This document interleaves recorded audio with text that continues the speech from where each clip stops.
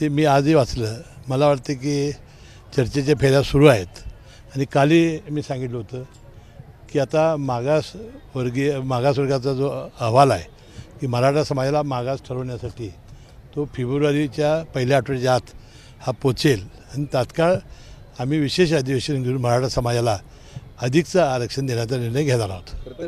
पाहिलं तर आता तणावाची परिस्थिती निर्माण होईल अशी शक्यता निर्माण झाली नाही, कारण पोलिसांनी त्यांना परवानगी दिलेली नाही, तरी देखील परवानगी झुगारून ते त्या ठिकाणी निघालेले आहेत. नाही, ते काल आपण प्रसारमाध्यमामध्ये बघितलेलं आहे. मला वाटतं काहीतरी तोडगा निघेल असं मला वाटते.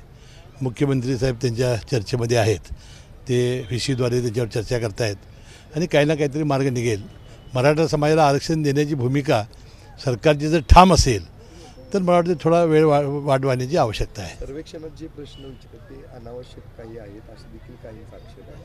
नाही, ते काल अनेक प्रसारमाध्यम आल्यानंतर आम्ही मागासवर्गीय आयोगाला कळवलेलं आहे की असे जे प्रश्न असतील अनावश्यक याचीसुद्धा माहिती घ्यावी आणि जे प्रसारमाध्यमामध्ये याचं जे चित्रण होते ते बरोबर नाही असं सांगितलं आहे. निवडणुकांची धामधूम आता सुरू झालेली आहे. विरोधकाचा आरोप केला होता, तो खरा की खोटा हा अजित पवार गटाने सिद्ध करावा किंवा स्पष्ट करावा.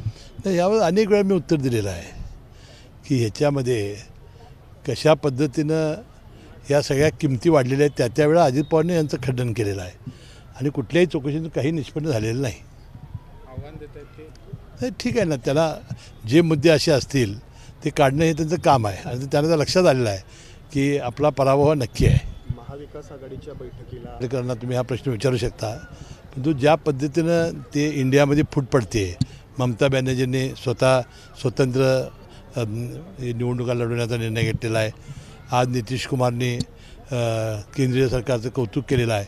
यावरून तुमच्या लक्षात येईल की कितीही आघाडी भक्कम आहे.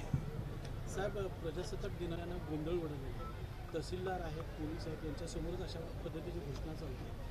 या संदर्भात काही काय मला काय माहिती नाही, मी माहिती घेईन आता.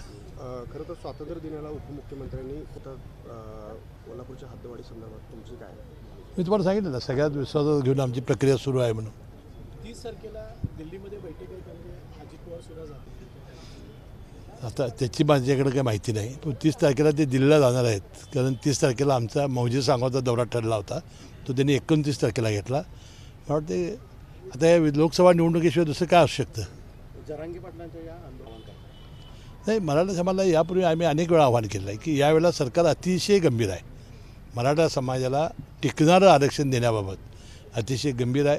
ज्यांना कुणबी दाखले द्यायचे आहेत त्यासाठी रात्रंदिवस आमचे अधिकारी काम करत आहेत. ज्यांना कुणबी दाखले कायद्यानं देता येतात त्यांना देण्याचं काम चालू आहे. एका बाजूला मराठा समाज मागास ठेवण्यासाठी जी प्रक्रिया करावी लागते ती करण्याचं काम सुरू आहे. विधानसभेचं अधिवेशन घेण्याची घोषणा मुख्यमंत्र्यांनी फेब्रुवारीमध्ये घेण्याची घोषणा केलेली आहे. हे सगळं बघता मराठा समाजाला थोडी वाट बघायला हरकत नाही. सरकारतच काहीतरी सुवर्णमध्ये यातून काढते असं दिसते, कारण त्याला आंदोलन काहीतरी सुवर्णमध्ये. मी तुम्हाला सांगितलं आमची चर्चा सातत्यानं सुरू आहे. शेवटी हे आंदोलन करायचं आहे तर फेब्रुवारी पहिला दुसरा आठवडा आमची जी तारीख आहे ती बघूनही करता येईल. आणि विनाकारण आता मुंबईच्या सगळ्याच नागरिकांची यामुळे फार मोठी प्रचंड कोंडी होणार आहे. महायुतीचे आपण कोल्हापूर जिल्ह्यात त्यात राजू शेट्टी यांना भाजपने काही दिवसांपूर्वी संपर्क साधला अशा पद्धतीच्या बातम्या आल्या होत्या आणि काल इंडिया आघाडीच्या बैठकीला त्यांना बोलवलं नाही, एकला चिरवलं. आपण काय राजू शेट्टी यांच्याशी संपर्क साधणार आहात काय? नाही, आपल्याकडं 2 उमेदवार एकनाथ शिंदे साहेबांचे जे आहेत ते ठरलेले आहेत. त्याबद्दल काय उमेदवार लोकसभेला नवीन ज्यावेळा निवडणुका होतील सुरू त्यावेळा तिन्ही पक्षाचे नेते मंडळ ठरवतील. परंतु राजू शेट्टी अनेक वेळा आपण अपक्ष लढणार म्हणून घोषित केलेलं आहे. मला वाटतं ते अपक्ष राहतील. ABP माझा, उघडा डोळे बघा नीट.